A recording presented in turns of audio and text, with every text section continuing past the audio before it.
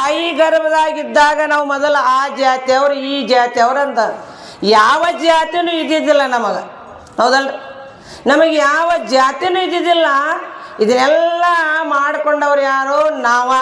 ನಾವು ಆ ಜಾತಿಯವ್ರು ಈ ಜಾತಿಯವ್ರು ಅಂತಂದವ್ರು ಏನು ನಾವ ಮಾಡ್ಕೊಂಡ್ವಿ. ಮನುಷ್ಯನ ಜನ್ಮಕ್ಕೆ ಬಂದಿಂದ ನಮಗೆ ಎಡೆ ಜಾತಿ ಅಂತ, ಒಂದು ಗಂಡು ಒಂದು ಹೆಣ್ಣು ಅಂತ ಹೇಳಕತ್ತಾರ.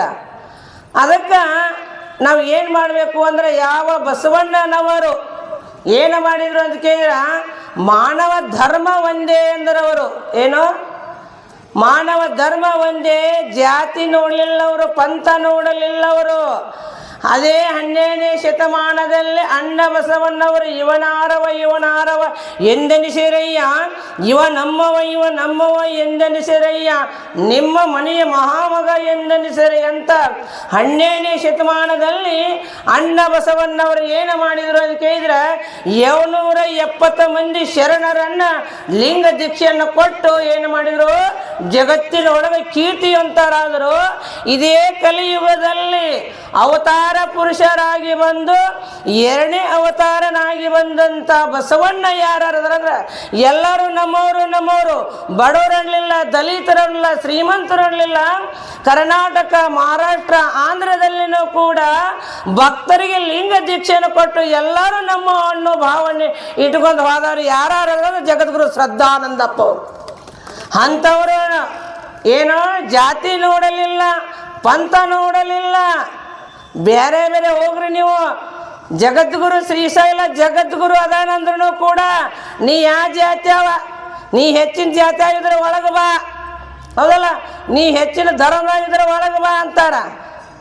ಆದರೆ ಜಗದ್ಗುರು ಪೂರ್ಣಾನಂದಪ್ಪ, ಜಗದ್ಗುರು ಶ್ರದ್ಧಾನಂದಪ್ಪ ಅವರು ಯಾವುದೂ ಜಾತಿಯನ್ನೇ ನೋಡಲಿಲ್ಲ, ಪಂಥವನ್ನು ನೋಡಲಿಲ್ಲ, ಶ್ರೀಮಂತರು ಅನ್ನಲಿಲ್ಲ, ಬಡವರು ಅನ್ನಲಿಲ್ಲ. ಎಲ್ಲರಿಗೂ ಲಿಂಗ ದೀಕ್ಷೆ ಕೊಟ್ಟು ಉದ್ಧಾರ ಮಾಡಿದರು. ಅಂಥ ಜಗತ್ತಿನೊಳಗೆ ಜಗದ್ಗುರು ಅನಿಸ್ಕೊಂಡ್ರು ಅವರು. ಅದಕ್ಕೆ ಇಲ್ಲಿ ಬಸವಣ್ಣವರು ಜಾತಿ ಪಂಥ ಯಾವುದೂ ನೋಡಲಿಲ್ಲ. ಒಂದು ಸಲ ಏನಾಗಿತ್ತು ಅಂದ್ರೆ, ಒಂದು ರೈಲ್ವೆದೊಳಗೆ 4 ಮಂದಿ ಹೊಂಟಿದ್ರಂತ. 4 ಮಂದಿ ಹೊಂಟಿದ್ರು. ಇವರು ವೀರ ಶೈವದವರು, ನಾವು ಲಿಂಗಾಯತರು, ವೀರ ಶೈವದ ಲಿಂಗಾಯತರು ಅಂದ್ರಂತ. ಒಬ್ಬ ಬ್ರಾಹ್ಮಣ ಏನು ಮಾಡಿದ್ನು ಅಂತ ಕೇಳಿದ್ರೆ, ಕೊಳ್ಳಾಗ ಜನಿವಾರ ಹಾಕ್ಕೊಂಡು ಅವ ಜುಟ್ಲಾ ಬಿಟ್ಕೊಂಡು ಕುಂತಿದ್ನಂತ. ಇವ್ರಿಗೆ ಏನಂತವ ಏನಂತ ಹೇಳ್ದ, ನೀವು ಯಾವ ಜಾತಿಯವರು ಇವತ್ತಿ ಹಚ್ಕೊಂಡಿರಲ್ಲ, ನೀವು ಎಲ್ಲಿ ಹೊಂಟಿರಿ, ಇವತ್ತಿಪುರ ನೀವು ಎಲ್ಲಿ ಹೊಂಟಿರಿ ಅಂತ ಬ್ರಾಹ್ಮಣ ಜುಟ್ಲಾ ಬಿಟ್ಕೊಂಡು ಜನಿವಾರ ಹಾಕ್ಕೊಂಡು ಇವರಿಗೆ ಈ ಜಾತಿಯವ್ರಿಗೆ ಟಿಂಕಲ್ ಮಾಡಾಕತ್ತಿದ್ನಂತ. ಅವ್ರು ಏನಂತ, ವೀರಶೈವ ಲಿಂಗಾಯತರು ಇದ್ರಂತ, ಏನೇ ಇವತ್ತಿ ಹಚ್ಚೋದಕ್ಕೆ ಇವತ್ತಿ ಪೂರ ನೀವು ಯಾವ್ರವ್ರು ಅಂದಾಗ ಇವ್ರು ಹೇಳಿದ್ರಂತ, ಹಣಿ ತುಂಬ ಇವತ್ತಿ ಹಚ್ಕೊಂಡು, ಹಣಿ ತುಂಬ ಕುಂಕುಮ ಹಚ್ಕೊಂಡು, ನಮ್ಗೆ ಜಾತಿ ಇಲ್ಲ, ಪಂಥ ಇಲ್ಲ, ಧರ್ಮನೂ ಇಲ್ಲ, ನಾವು ಯಾವ್ರು ಅಂದ್ರೆ ನಾವು ಜುಟ್ಲಾಪುರದವರು ಅಂದ್ರಂತಿವ್ರು. ಏನಂದ್ರು? ಇವತ್ತು ಹಚ್ಕೊಂಡವ್ರು ಜುಟ್ಲಾಪುರದವರು ಅಂದ್ರತ್ತ. ಅದು ಎಲ್ಲಿ ಬರ್ತೈತಿ ಅಂತಕ್ಕೇನಂತ ಜುಟ್ಲದಾವ ಯಾರು ಕೆಟ್ಟ ಭಾವನೆ ತಿಳ್ಕೊಬೇಡ್ರಿ. ಇದೊಂದು ಸಣ್ಣ ನಿಮ್ಗೆ ಕತೆ. ಅವಾಗ ಎಲ್ಲಿ ಬರ್ತೈತಿ ಅಂದಾಗ ಅವ ಏನಂತ, ವಿಭೂತಿಪುರ ದಾಟಿ 4 ಬಟ್ಟ ದಾಟಿ ಜುಟ್ಲಾಪುರ ಐತಲ್ಲ, ಅದ ನಮ್ಮ ಜಾತಿ ಅಂದ್ರಂತ. ಹಂಗೆ ಈಗ ಏನಾಗ್ಯಾವು, ಮನೆಗೊಂದೊಂದು ಜಾತಿ ಆಗ್ಯಾವು, ಕುಲಕ್ಕೊಂದೊಂದು ಜಾತಿ ಆಗ್ಯಾವು, ಹೌದಲ್ಲ? ಅವನು ಯಾವ ಜಾತಿಯನ್ನು ನೋಡಬಾರ್ದು.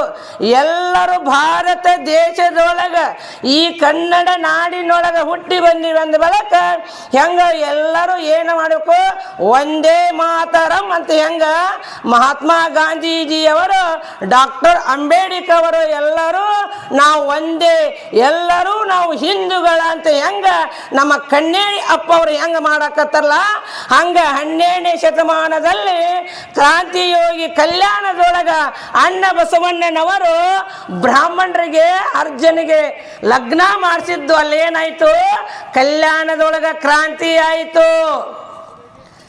ಕಲ್ಯಾಣದೊಳಗ ಕ್ರಾಂತಿ ಆಯಿತು. 12ನೇ ಶತಮಾನದೊಳಗ ಬಸವಣ್ಣವರು ಏನು ಮಾಡಿದ್ರು ಅಂತ ಕೇಳಿದ್ರ, ಇದಕ್ಕೆ ಏನು ಮಾಡಿದ್ರು, ನಡೆಯುವುದೊಂದೇ ಭೂಮಿ, ಕುಡಿಯುವುದೊಂದೇ ನೀರ, ಸುಡೋಗಗ್ನಿ ಒಂದೇ ಹೇಳಿದ್ರು ಅವರು.